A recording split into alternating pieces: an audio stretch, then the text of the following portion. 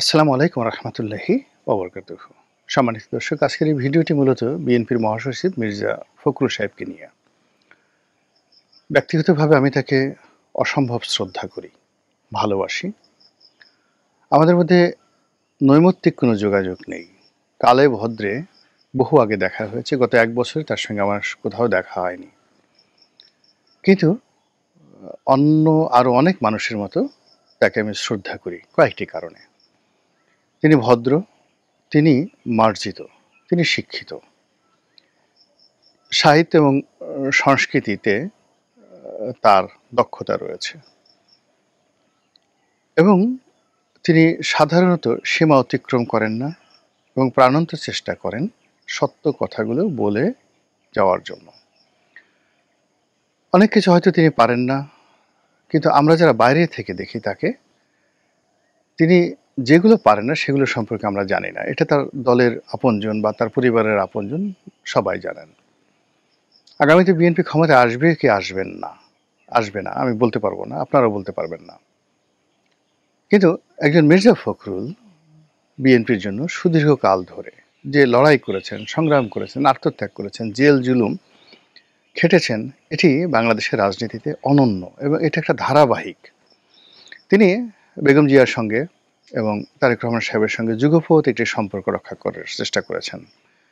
এটা এত সহজ বিষয় নয়।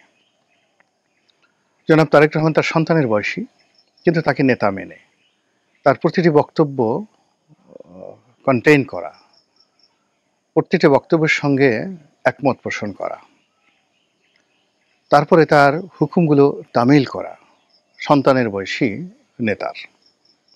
আবার একই সঙ্গে রাজনীতি তিনি করেছেন বেগম জিয়ার সঙ্গে। ফলে এই পার্টির মধ্যে বেশিরভাগ লোক এই দুটো জেনারেশনকে একত্র করতে পারেনি। যারা বেগম জিয়ার সঙ্গে রাজনীতি করেছেন প্রায় সবাই তারেক রহমানের চক্ষুশূল। তারা তারেক রহমান তাদেরকে দেখতে পারেন না, যারা বেগম জিয়ার একদম কাছের মানুষ ছিলেন। যেমন ধরেন মাহমুদুর রহমান আমার দেশের, জায়জাদ্দিনের শফিক রেহমান, খন্দকার মোশাররফ, এরকম যারা সিনিয়র নেতৃবৃন্দ আছেন এখনো পর্যন্ত, যারা বেগম জিয়া কেন্দ্রিক, মানে আলতাফ চৌধুরী সাহেব, air vice marshal Altaf Chowdhury সাহেব, মেজর হাফিজ উদ্দিন, মেজর আক্তার, এই মানুষগুলো সবাই বেগম জিয়ার খুব ঘনিষ্ঠজন ছিলেন, এখনো আছেন। কিন্তু দলের যারা তরুণ তুর্কি নেতৃত্ব, অর্থাৎ তারেক রহমান সাহেব, তার বিশেষ সহকারী সানি, কিংবা ধরুন মীর হেলাল, কিংবা ধরুন ব্যারিস্টার জমিরুদ্দিন সরকারের ছেলে আছেন, ব্যারিস্টার জমিরুদ্দিন সরকারের ছেলে নরসাদ জামির, তার নামও সানি, উনি একজন আছেন। আর ওনার প্রিয় ধরেন বকুল সাহেব আছেন, সাখাওয়াত হোসেন বকুল না, ছাত্র বিষয়ক সম্পাদক। তো এইরকম জনাব তারেক রহমান সাহেবের যারা খুব ঘনিষ্ঠজন এই মুহূর্তে দলের মধ্যে আছেন, তাদের সঙ্গে আবার সিনিয়রদের সম্পর্ক ভালো না, কোন অবস্থাতেই ভালো না। তো এই যে দুটো জেনারেশন, বেগম জিয়ার জেনারেশন এবং তারেক জিয়ার জেনারেশন, এই দুটো জেনারেশনের মধ্যে মোটামুটি সমন্বয় করে সুদীর্ঘকাল ধরে যিনি টিকে আছেন তিনি মির্জা ফখরুল ইসলাম আলমগীর। এর বাইরে অন্য যারা আছেন সবার জীবনেই দুর্ভোগ এসেছে, দুর্দশা এসেছে। তো সেই মির্জা ফখরুল সাহেব আমার কাছে মনে হচ্ছে এখন ইতিহাসের সবচেয়ে ক্রান্তিকাল তিনি অতিক্রম করছেন। এবং এরকমই হয়, আপনি যখন সারা জীবন বৈঠা বাইবেন, তরি চালাবেন এবং একেবারে তীরে যখন আপনি পৌঁছে যাবেন, তখন আপনার তরিটা ডুবে যাবে, অথবা আপনি মরে যাবেন, অথবা যারা যাত্রী তারা আপনাকে গলা টিপে মারবে, অথবা আপনাকে দল থেকে বহিষ্কার করবে। অর্থাৎ এই যে আপনার নাবিকদের, যে তুমি গভীর সমুদ্রে ওই দিন চোখ বাঁকা করেছিলে, ওই দিন এই কাজ করেছিলে, তোমাকে আমরা চিনি, আজ আর তোমাকে রাখবো না, এরকম ঘটনাগুলো সাধারণত ঘটে। তো সেই দিক থেকে বিএনপির এখন যে সুসময় যাচ্ছে, সেই সুসময়ের মধ্যে আপনি চিন্তা করুন, চারিদিকে লুটপাট। এই যে লুটপাটের সঙ্গে একজন মির্জা ফখরুলের নাম আসছে বলেন তো?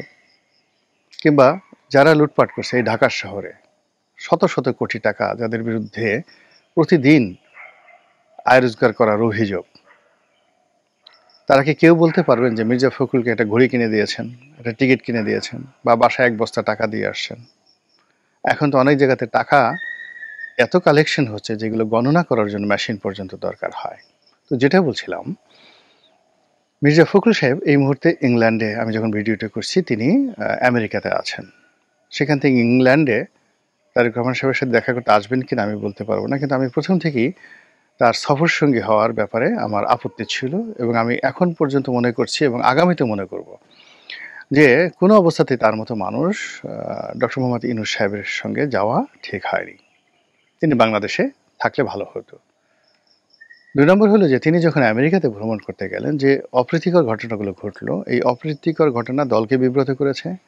আমেরিকার যে সংগঠন, সেই সংগঠন যে একটা দুর্বল সংগঠন আছে সেটা আবার নতুন করে সামনে চলে এসেছে, এবং ওখানে বিএনপির কোনো নেতার বক্তব্য সামনে আসছে না। আক্তারের বক্তব্য আসছে, তাসমিন জারার বক্তব্য আসছে, জামাতের আমিরের বক্তব্য আসছে, কিন্তু ওখানে এমন কোনো ঘটনা ঘটছে যে ঘটনার কারণে মির্জা ফখরুল সাহেব তার সহজাত যেভাবে প্রেস অ্যান্ড মিডিয়াকে তিনি মোকাবেলা করেন, কথাবার্তা বলেন, তিনি সে কথাগুলো বলতে পারছেন না। ফলে সেই অবদমিত তার যে একটা অবস্থা, এখন পর্যন্ত এই ৩ দিন হয়ে গেল তিনি আমেরিকাতে গেছেন, এখন পর্যন্ত তার কোনো বক্তব্য মিডিয়াতে আসেনি। কিন্তু তার সঙ্গে সঙ্গে যারা গেছেন সবাই কিন্তু ব্যাটিং করে যাচ্ছেন, একের পর এক ব্যাটিং করে যাচ্ছেন। আরেকটা বিষয় বলতে হয়, এই আমরা বাংলাদেশে কয়েকজন লোককে দেখি, তারেক রহমান সাহেবের পররাষ্ট্র বিষয়ক উপদেষ্টা, আরেকজন বাংলাদেশে ঘুরি, কে যেন নাম, বাংলাদেশে তারেক রহমান সাহেবের উপদেষ্টা। মানে অবাক একটা ব্যাপার হলো যে এই মানুষগুলো নিজেরা কতটুকু জানেন, আর জনাব তারেক রহমান সাহেবকে কতটুকু তিনরা উপদেশ দেন। আর সেই উপদেশের ফলাফল যদি এখন পররাষ্ট্র উপদেষ্টা নিজে, তারেক রহমান সাহেবের, এবং মির্জা ফখরুল সাহেব দলের মহাসচিব, তারা দুজন যেভাবে যাকে বলা হয় লাগেজ পার্টি রূপে সেখানে গেছেন, এর মধ্যে কোনো মর্যাদা নেই দলের, কোনো মর্যাদা নেই। আর ক্ষতি যেটা হওয়ার সেটা হয়ে গেছে। আমি যে জিনিসগুলো বলছি এর মধ্যে যেটা বলছিলাম যে মাহমুদুর রহমান, তারপর শেষে আব্দুল হাই শিকদার, অন্যান্য যে সমস্ত লোকজন যারা মিডিয়া রিলেটেড ছিলেন এবং প্রো বিএনপির ছিলেন, যে কোনো কারণে হোক না কেন তারা এখন বিএনপিকে প্রমোট করছেন না, কিন্তু তাদের হাতে ভালো ভালো পত্রিকা রয়েছে, মিডিয়া রয়েছে, এবং তারা যে ন্যারেটিভগুলো তৈরি করে দিচ্ছে, খুব কৌশলে যে ন্যারেটিভগুলো তৈরি করে দিচ্ছে, সেই ন্যারেটিভগুলো আলটিমেটলি জামাতের পক্ষে চলে যাচ্ছে, আওয়ামী লীগের পক্ষে চলে যাচ্ছে, বিএনপির বিপক্ষে চলে যাচ্ছে। এবং মিডিয়াতে তারা, মিডিয়া যদি তাদের টিকিয়ে রাখতে হয়, এর বাইরে যাওয়ার কোনো সামর্থ্য তাদের নেই। এনিওয়ে, মির্জা ফখরুল সাহেবকে নিয়ে যে কথাগুলো বলছি, যে তিনি কিছুদিন আগে ভারতের একটি পত্রিকা, এই সময় বা আমি নামও জানি না, তো সেই পত্রিকা একটা সাক্ষাৎকার দিয়েছিলেন। তার সাক্ষাৎকারের যে বক্তব্যগুলো তিনি যেটা বলেছেন, আমি দৃঢ়তার সাথে বলতে চাই যে তিনি পারফেক্টলি বলেছেন,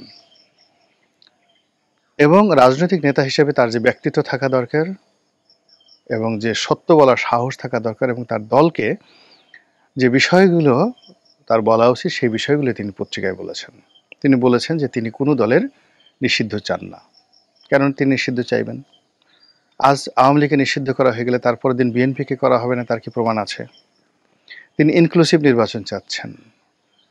বিএনপি কখনো জামাতের সাথে নির্বাচন করে 10% ভোটও, মানে ভোটারও ভোট কেন্দ্রে আনতে পারবে না, কিন্তু আওয়ামী লীগের সঙ্গে যদি বিএনপির যাকে বলা হয় টক্কর লাগে, প্রতিযোগিতায় 80% ভোটার ভোট কেন্দ্রে চলে আসবে, এমনকি 90% ভোটার ভোট কেন্দ্রে চলে আসবে। কিন্তু এখন বিএনপি, এনসিপি, জামাত এরা যদি সবাই মিলে চেষ্টা করে ভোট কেন্দ্রে, মানে সর্বোচ্চ 10%, কোনো কোনো জায়গায় 2%, 5%, ওই যে আওয়ামী লীগ জমানাতে যাওয়া হয়েছিল তার চেয়ে খারাপ হবে।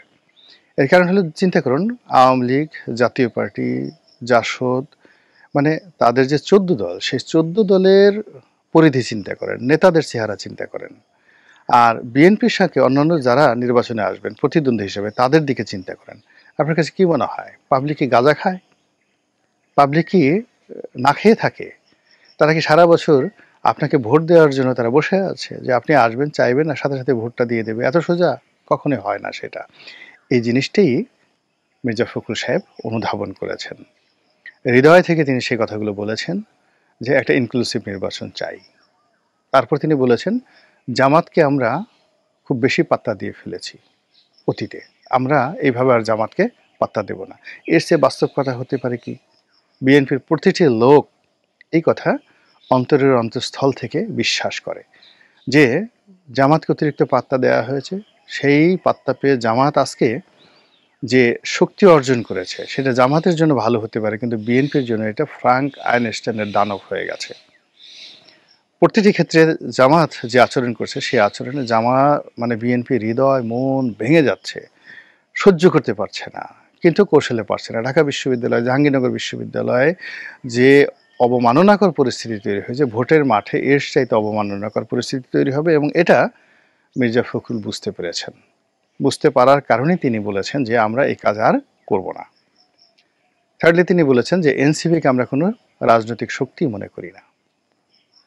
এর চেয়ে সত্য কথা কি হতে পারে বলেন তো? এনসিপিকে রাজনৈতিক শক্তি কে মনে করে? ডক্টর ইউনূস ছাড়া, আসিফ নজরুল ছাড়া। আসিফ নজরুল সেটা মুখে বলে, কিন্তু আপনি তাকে একান্তে জিজ্ঞাসা করেন, তিনি বলবেন না, কখনোই বলবেন না। তো এই যে অবস্থা, সেই যে তার যে একটা সাক্ষাৎকারটি, যেটি হতে পারতো একটা চৌম্বক সাক্ষাৎকার, এবং যেটা বাংলাদেশের সব পত্রপত্রিকা যেটার প্রশংসা করা উচিত ছিল, সামাজিক মাধ্যম দল যেটাকে ওন করা উচিত ছিল, কিন্তু সেটা না করে দেখা গেল যে এরকম একটা ভাইব তৈরি করা হয়েছে। সেই ভাইবের ফলে এখন মির্জা ফখরুল সাহেব বলার চেষ্টা করছেন যে এই ধরনের কোনো কথা তিনি বলেননি, এআই দিয়ে তৈরি করা হয়েছে।